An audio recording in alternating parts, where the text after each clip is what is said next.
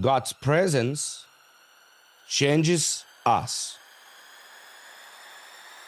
but his power changes things. It's possible to continue to grow in God's presence and for God to be changing us on the inside. We begin to grow in the awareness of God, in the knowledge of God. We begin to grow in the character. Our heart begins to be transformed, but things in our life do not experience the power of God and not transformed and changed by the power of God.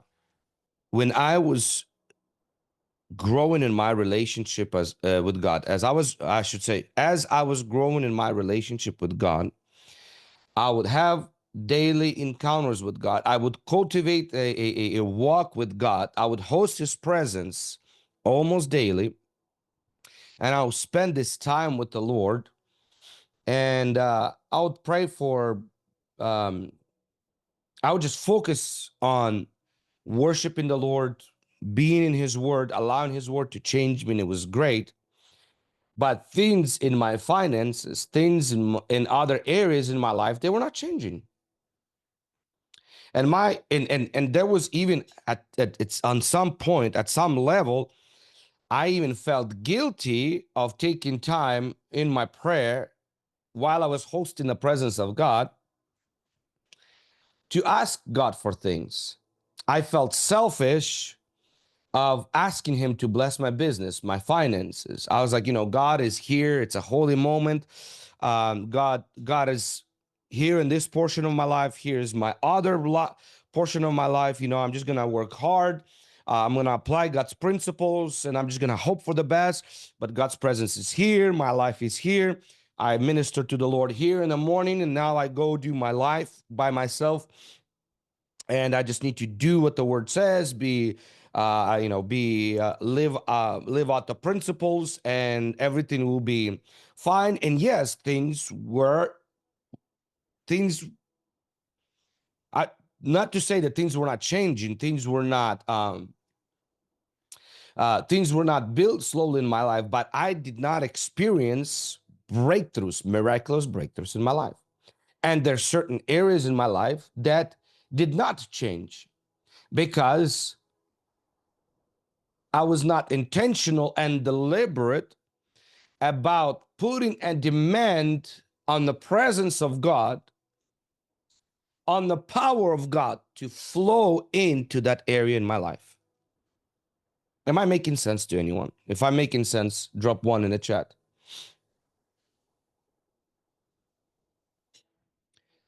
So, meaning you can be soaking in the presence of God, having this wonderful time with the Lord, having his presence overtake you, and host his presence, minister to him, love on him, like Esther. Just do all that you can to honor the king.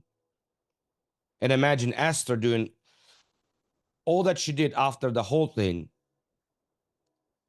just releasing the king, leaving his presence without putting a demand, putting a request on her urgent need. She would have missed her purpose and missed her assignment. She would have missed the very reason why she was positioned and put in a place where she was put, why she was given access to the king's presence in the first place. So the power is released intentionally. We have to have this great balance and toss in our walk with God, where we have the right approach to God, we have right motive, right intentions, that we prioritize the presence, meaning the presence comes first. It comes, hosting God and ministering to the Lord comes first at all costs. And then if we need to linger a little bit longer, take more time to be in his presence and not get carried away with the needs at first, that we do that. But then, as we cultivate the presence, as we minister to God's heart, as we experience His presence and His touch in our life, then we take another step forward. Not just being near or in the presence of Jesus, in the vicinity of Jesus, but then we put a demand by our faith on our needs, on our wants and desires, on our purpose. For example, this woman who had an issue with blood, she put a demand on her need. Her need was healing, and she received it.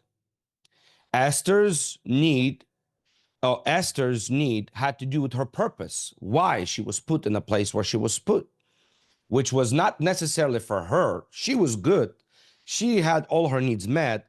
She was well taken care of, but she had a purpose. And in the presence of the king, she put a demand on her purpose, which was to save her nation, to stand in the gap, to intercede for the nation of Israel, for her people. So we don't rush with the need. We don't rush to use him, use his presence to tap into power, to flow in the giftings, to flow prophetically, to flow in the power of healing. But we take time to minister to him, to cultivate his presence, the relationship, the intimacy with the Lord. And when you sense that the king is satisfied, when you sense that he is pleased, when you been satisfied, when you have been touched to the deepest part of your soul, of your heart, then you step into your purpose. Then you step into intercession. Then you step into asking, pleading. Then you step in to putting demand by your faith for his power to be released into your family, to be released into your marriage, to be released into your business, your finances, to be released into your health. Out of his presence, power will flow. I was talking with one woman recently, and she was explaining her situation in her marriage and how terrible it is, and how her husband is completely just cold toward her. Said, we're not even a husband and wife, we're just mates in living in happen to live in one house. uh just a terrible relationship between her and her husband. Things are not well, and she's like, I can't even pray. I'm constantly praying and crying before the Lord. Lord, please rescue my marriage, help me. She's like, I'm just so distraught. I am so just in disarray, and I'm just, I can't think, I can't pray. I just cry and all that stuff. And Pastor, what do I do? What prayer can I pray? Pray for me. Pray that God will change my marriage and all of that stuff. And of course, I told her, I'm going to pray for you. I'm going to believe for breakthrough. I'm going to believe that those things will be broken off of your life. But I said, listen, I want to encourage you to get first and foremost into the presence of God. You are too stressed. You are too overburdened. You are not okay. You're not in the presence, and you're trying to put a demand on the power when you are not in the vicinity of Jesus. And that's why it's not working. That's why your prayer is not working. That's why the power, you don't sense the power flow, the virtue. You don't feel the virtue. I said, I want you to stop praying for your husband. Just stop. Stop asking God to change him. Stop asking God to fix your marriage. I want to encourage you to get into his presence and get healed by the love of God. Experience the personhood of Jesus. Experience the sweet presence of the Holy Spirit. Open yourself up and let go of everything in his presence. Let his love overshadow you. Let his sweet oil of his presence begin to pour over the wounds of your heart and heal you. Just go into his presence and experience him and encounter. Just do that. You are too deep in the rut. You have no faith. You are all over the place. You have been disconnected from the vine. You have been disconnected from his presence. Just get into his presence and find yourself in him. Find him, host him, and just get lost in his presence. Get to the place when you unload all of these burdens and heaviness and these needs, just you and him, and host the king. Just do that first. And when you find yourself in his presence, when you find yourself being completely overtaken by him, for all the worries, all the needs, whether your husband will stay with you or will not stay with you, whether your marriage will be restored or not, whether your husband will treat you better or not, all of that stuff fades away into oblivion. And it's just you and Jesus. And he is satisfied with your presence and you are satisfied with him. Only then you put a demand on his power and watch what will happen. I was talking 3 months ago with another woman who's sharing her story, sweet, lovely woman of God. Her and her husband just celebrated 25 years of marriage. 17 years of those, they were together in the ministry. Everything was well.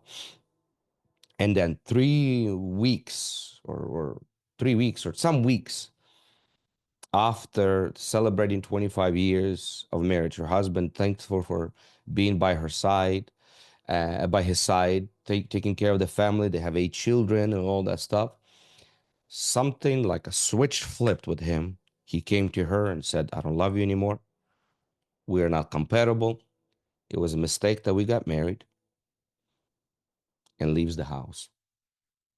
She said, first I thought, maybe stress of ministry, stress of business just kind of been too much on him, and then he just snapped and something just kind of happened, and maybe it was a joke. She's like, I didn't even take seriously.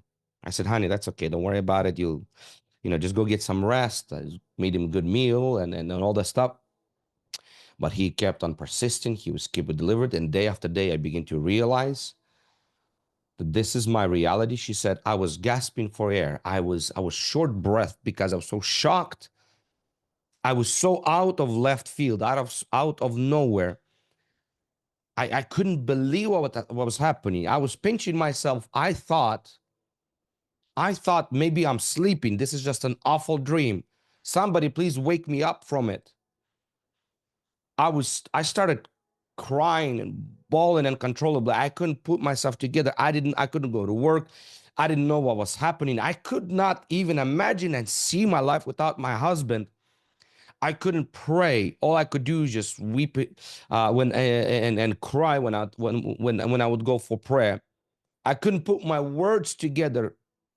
I couldn't do anything. I was just I just was completely destroyed and distraught. He left the house. He was demanding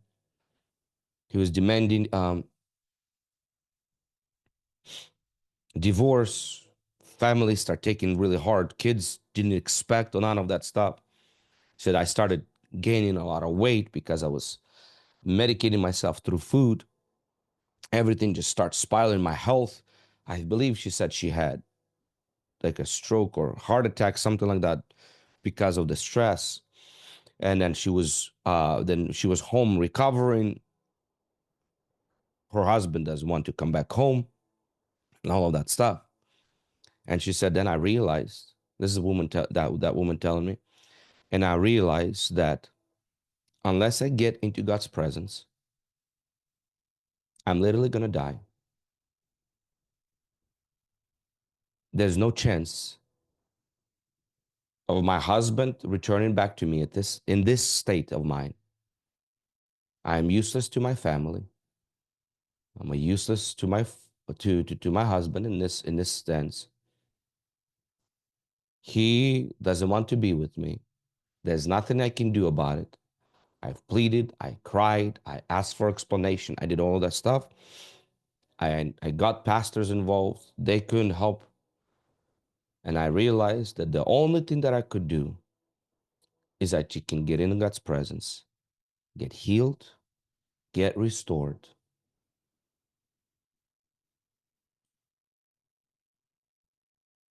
and just be with Jesus.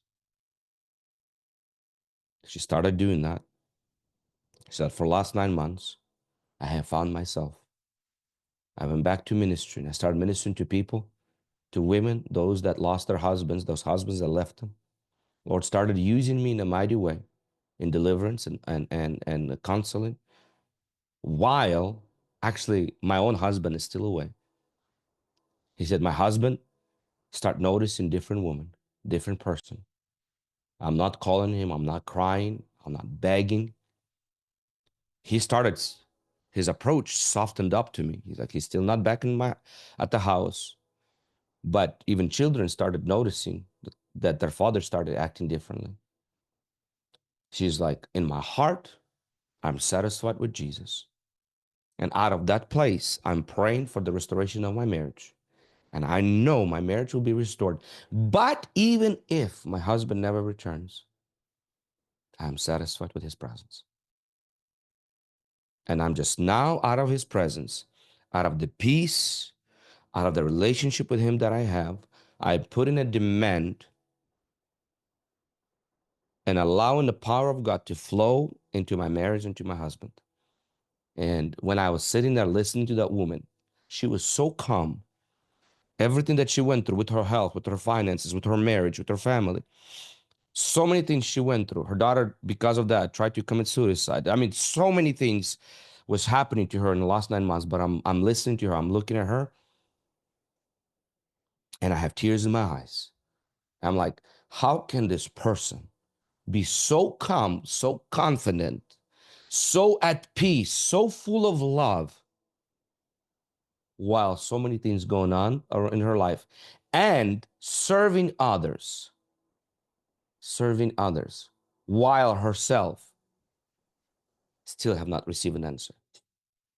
And it only happens because of the presence.